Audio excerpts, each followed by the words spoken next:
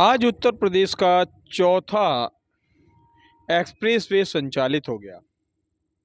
प्रधानमंत्री नरेंद्र मोदी ने जालौन जिले में आकर देश के और स्पेशली प्रदेश के चौथे एक्सप्रेसवे को जनता को समर्पित कर दिया। हमने भी इस यात्रा को किया, समझा कि आखिर ये एक्सप्रेसवे कैसा बना है। जब हम इस पर चढ़े तो हमने देखा कि जो टोल टैक्स बनाए गए हैं उन पर प्रयास ये किया गया है कि बुंदेलखंडी संस्कृति को दिखाया जाए, क्योंकि इसका नाम बुंदेलखंड एक्सप्रेस वे है। यहाँ तक कि जो एडमिनिस्ट्रेटिव ब्लॉक है टोल टैक्स का और जो आसपास का स्थान है, सब पर हमें बुंदेलखंडी छाप दिखाई दी। जब हम आगे बढ़े तो हमने देखा कि वो इलाका है जो एक समय तक घनघोर जंगल से घिरा रहा, उसके बावजूद सरकार के द्वारा किए हुए प्रयासों के कारण आज ये अपने आप को चमकता महसूस कर रहा है।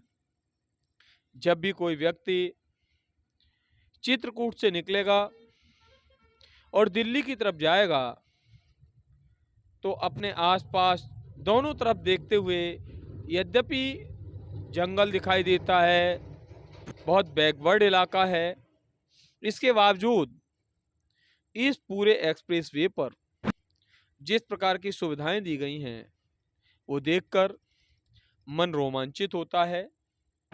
दोनों तरफ जंगल या बैकवर्ड इलाका है, लेकिन सरकार ने ये तय किया है कि इस इलाके के प्रत्येक विद्यालय में कम से कम 2 स्मार्ट क्लास बनाए जाएंगे।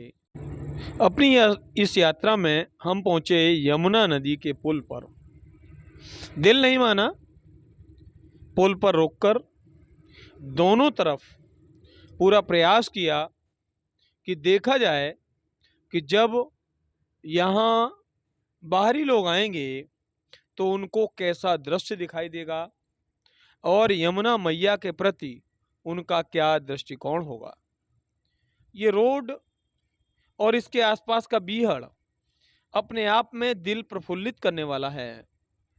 ये महसूस कराता है कि वक्त गुजरा, अब डकैतों का दौर गया और चंबल बदल गई है, अब विकास का नया दौर चल पड़ा है। थोड़ा और आगे चलने पर बुंदेलखंड एक्सप्रेसवे ने हमें न सिर्फ अपनी तरफ आकर्षित किया बल्कि एक अद्वितीय दृश्य दिखाया। आप देख रहे हैं, इस पर पैर रखते हैं तो ये बंद हो जाता है, पैर हटाते हैं तो ये जलने लगता है। सच्चाई ये है कि ये विशेषज्ञता यहाँ ये है बुंदेलखंड एक्सप्रेसवे। अभी अभी मोदी जी इसका उद्घाटन करके गए हैं। वाहनों की भीड़ आपको दिखाई दे रही होगी, जो ये सिद्ध कर रही है कि आज से ये लोकार्पित हो गया है, सामान्य लोगों के लिए ये खुल चुका है। टोटल 296 किलोमीटर का ये एक्सप्रेसवे है, 4 लेन है। इस एक्सप्रेसवे के स्पेसिफिकेशंस की बात करें तो इसमें 4 रेलवे के ओवरब्रिज हैं, 14 बड़े पुल बनाए गए हैं, 286 छोटे पुल बनाए गए हैं, 19 फ्लाईओवर हैं, 284 अंडरपास हैं और इतनी दूरी में 6 टोल प्लाजा बनाए गए हैं। 13 कनेक्टिंग पॉइंट्स हैं जहां से लोग ऊपर आ सकते हैं और नीचे जा सकते हैं। देखिए आप जरा, बीच में हरियाली की पूरी व्यवस्था कर दी गई है। प्रयास ये किया जाएगा कि ज़्यादा से ज़्यादा पेड़ यहाँ बने रहें, ताकि ये जो क्षेत्र है वैसे भी सूखे के लिए जाना जाता है, इस क्षेत्र को ज़्यादा पर्यावरणीय नुकसान ना हो। एक और महत्वपूर्ण चीज़ ये है कि इस पूरे क्षेत्र को एक विकास की नई धारा मिलने वाली है। मोदी जी ने भी जैसा कहा, आप देखेंगे तो समझेंगे, ये वो क्षेत्र है जहां वास्तव में कभी विकास की धारा उस रूप में प्रवाहित नहीं हो पाई जो पश्चिमी उत्तर प्रदेश में नोएडा में प्रवाहित हो रही थी। अब एक्सप्रेसवे से जुड़ने के कारण यहाँ के किसानों का सामान ज़्यादा आसानी से दिल्ली, लखनऊ पहुँच पाएगा और आप अचंभित होंगे उठ के भरतकूप से दिल्ली की दूरी अब सिर्फ 6 से 6.5 घंटे की रह गई है। कहने का तात्पर्य यह है कि ये गति निसंदेह यहाँ के किसानों के लिए बड़ी फायदेमंद होगी, क्योंकि ये पूरा जो क्षेत्र है यहाँ, ये आप देख पाएंगे पूरा खुला ये क्षेत्र जो आपको दिखाई दे रहा है, यहाँ की मिट्टी बहुत उपजाऊ है। साथ ही साथ सबसे इम्पोर्टेंट चीज़ ये है कि यहाँ की मिट्टी में मटर बहुत होता है, और मटर एक ऐसी फसल है यदि समय पर इसे सही स्थान पर ना पहुँचाया जाए तो ये खराब हो जाती है। तो यहाँ से इस एक्सप्रेस वे के बनने से मटर का उत्पादन ज़्यादा आसानी से नोएडा, दिल्ली, गाजियाबाद तक पहुँच पाएगा और यहाँ का किसान खुशहाल हो पाएगा। दूसरी चीज़, उत्तर प्रदेश अब एक ऐसा राज्य बन गया है जिसमें कुल मिलाकर अब 4 एक्सप्रेसवे कार्यरत हैं। उनकी टोटल लंबाई आप देखेंगे तो लगभग 1250 किलोमीटर के एक्सप्रेसवेज उत्तर प्रदेश में विद्यमान है, और उनमें से सबसे अंतिम नगीने के रूप में लगा है ये बुंदेलखंड एक्सप्रेसवे। में कुछ महिलाएं आई हैं, इनसे बात करेंगे और समझेंगे कैसा लगा इन्हें। आपका नाम क्या है? छबरानी जी, छबरानी छवि रानी जी, आप कहाँ से आए हैं, कितनी दूर से आए हैं? जुआ मरेना यहाँ से कितनी दूर होगा? दूर है, दूर है।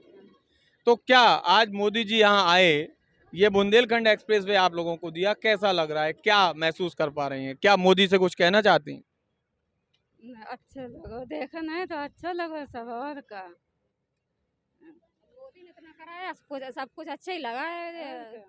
रहा जो कुछ नहीं तो मोदी ने ये कराया, इससे क्या लगता है आपको, विकास को क्या गति मिलेगी, लोग कितने आसानी होगी? अच्छा लग रहा है, जो वाहन चल रहे हैं तो अच्छा ही है। कभी सोचा है आप रोड पर अपना वाहन चला रहे हैं और वाहन चलाते चलाते आपको अचानक नींद आ जाती है, आप रात में गाड़ी चला रहे हैं और अचानक आपकी झपकी लग जाती है और सोते सोते अचानक रोड आपको जगा दे? अजीब है ना, सुनने में अजीब लगता है, लेकिन ये संभव हुआ है इस बुंदेलखंड एक्सप्रेसवे पर। ये आप सफ़ेद पट्टी देख रहे होंगे, ये केवल नाम के लिए सफ़ेद पट्टी नहीं है, ज़रा समझें। यहाँ एक नया प्रयोग करवाया गया है और इस प्रयोग में ये 9 इंच के करीब चौड़ी एक पट्टी निर्मित की गई है। ये थर्मोप्लास्टिक की पट्टी है, और जब रात के समय आप सो जाएंगे और वाहन आपकी तरफ, आप किनारे की तरफ ले आएंगे, धोखे से किनारे की तरफ ही आएगा, तो आप रंबल स्टीप जैसा महसूस करने लगेंगे, आपको झटके लगना शुरू हो जाएंगे। उदाहरण के लिए आप देखें, ये उभरे हुए स्थान आपको दिखाई दे रहे होंगे, ये रिप्स बनी हुई हैं। ये उभरे हुए स्थान, ये रिप्स आपको झटके देंगी, और जैसे ही आपको ये झटके लगने शुरू होंगे आपकी नींद स्वतः खुल जाएगी। ये पहला प्रयोग है जो बुंदेलखंड एक्सप्रेसवे पर किया गया है, और ऐसा माना जा रहा है कि यदि ये प्रयोग सफल हुआ तो शायद देश के लगभग सभी एक्सप्रेसवेज पर इसका प्रयोग किया जाएगा, और इससे जो दुर्घटनाओं की संख्या है, सोने के कारण जो दुर्घटनाओं की संख्या है, उसमें लगभग 90 से 95% की कमी आ जाएगी। अपनी इस यात्रा को हमें पूरा करना पड़ा उरई के पास, जहां स्वयं प्रधानमंत्री नरेंद्र मोदी जी ने इसका उद्घाटन किया था। वाहनों की भीड़ बहुत ज़्यादा थी। यदि आप सड़क पर नज़र डालेंगे तो लगभग किलोमीटरों, चाहे सरकारी वाहन हो, चाहे प्राइवेट वाहन हो, चाहे रोडवेज की बसेस हों, लाइन लगी हुई थी। हमने भी अपनी यात्रा को आगे बढ़ाया, और फिर ये हमें कब दिखाई दिया कि उरई 1 किलोमीटर आगे कट नीचे है। हमने भी उस कट का प्रयोग किया। चूँकि बादल बहुत ज़्यादा थे, आगे हमारा जाने की संभावना नहीं थी, इसलिए हम भी नीचे आ गए और टोल को देखा तो ये टोल भी बिल्कुल वैसा ही है जैसे शुरुआत में हमने आपको दिखाया था। जय हो।